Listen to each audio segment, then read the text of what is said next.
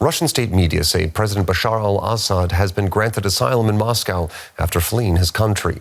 This comes after his regime collapsed in a lightning rebel offensive that began less than 2 weeks ago.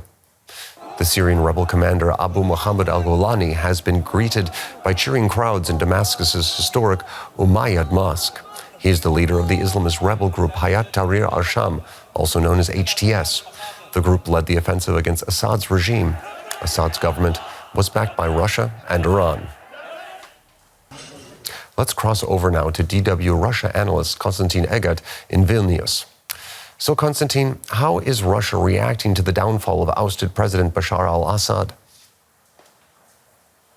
Well, there is not a lot of Russian reaction. We have just very brief statements by the state press agency that Bashar al-Assad and his family were given asylum in Russia, but otherwise very little is being said. What people notice and what I noticed is that in official communications, the term terrorists that has been used only last week with regard to the rebels is now being replaced by more neutral terminology, and there is no mention of the word terrorists. It's like groups participating in the Syrian conflict and kind of more oblique descriptions, if you wish.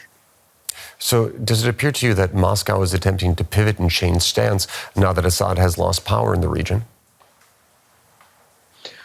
Well, my understanding is that Russia has to save its naval base and its air base on the Syrian coast near Latakia and Tartus. And they must, to that end, they have to negotiate with the rebels. And this is, I think, we'll see whether it will happen or not, because there were unconfirmed reports on social media that Russians are kind of rolling up and evacuating Khmeimim air base, which is not far from those ports.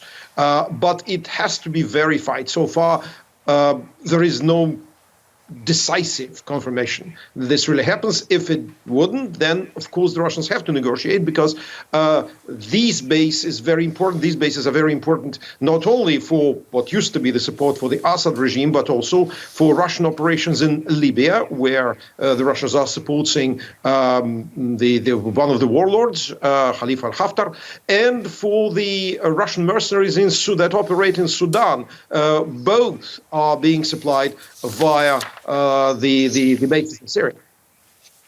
Now, according to Russian state media, Assad and his family have arrived in Moscow, where they've been granted asylum. Why is Russia still protecting them? Well, I think that this is the attitude of the Kremlin. We don't leave our allies in the lurch. That's, if you wish, the statement. Of course, it is only the Assad family. I think that lots of people that were in the regime are not protected at all. But I think that's the least that Putin could do. It's a courtesy to an ally that lost his power. And this is, in this respect, typical Putin. But this is also I would say for Putin, that's a day when his prestige in the Middle East was significantly shattered. And I don't think he'll be able to recoup these strategic losses anytime soon.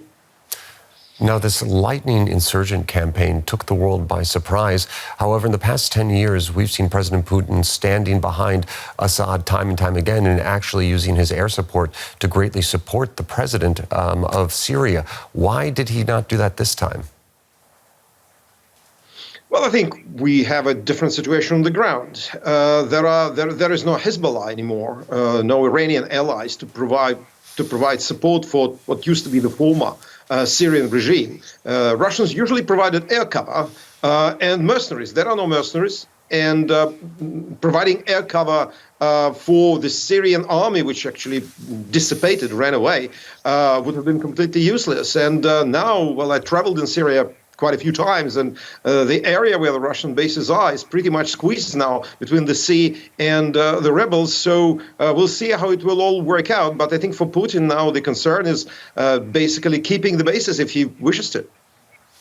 All right, that was DW Russia analyst Konstantin Eggert. Thank you very much for your analysis.